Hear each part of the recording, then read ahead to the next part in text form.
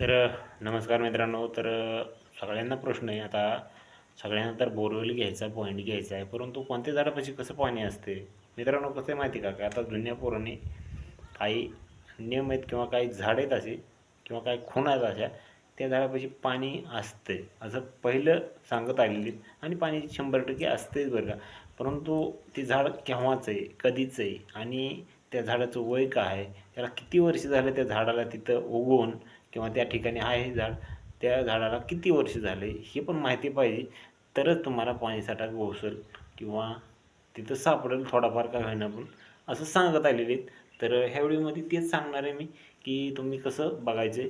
तर काय होतं माहिती का की आता आपट्याचं झाडापाशी पाणी असते हे 100% माहिती. आमच्या पण विहिरीला पाणी आपट्याच्या झाडाकडून एक झरा आलेला गवसलेला आम्हाला, आणि तो झरा तुम्हाला मी दुसऱ्या व्हिडिओमध्ये दाखवून पण.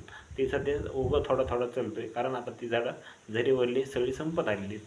तर मित्रांनो, आपट्याचं झाड लई जुनं नसावं आणि लई म्हणजे बारीक पण नसावं. बारीक असेल तर चालते, परंतु लई जुनं पुराणं नसावं, कारण जुनं पुराणं जर झाड असेल तर तिथं पाठीमागं जर कुठं लांब झरा, त्याचं खाली जी झरा आहे पाणीसाठा, तो जर लांबून येणारा असेल आणि तिकडं जर कट झालेला असेल आणि झाड जर पुढे असेल तुमच्या शेतामध्ये, तुम्ही जर तिथं बोर घेत असाल तर ती चुकीचं होऊ शकतं मित्रांनो.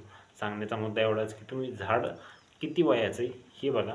नवीन झाड म्हणजे जास्त दिवसाचं नसलेलं झाड जर असेल आणि झाडापाशी जर पाणीसाठा तुम्हाला म्हणजे चान्सेस असतील, तरच तुम्ही त्या झाडापाशी बोरवेल घ्या, पॉईंट घ्या, तर तुम्हाला 100% पाणी हा लागणारच मित्रांनो.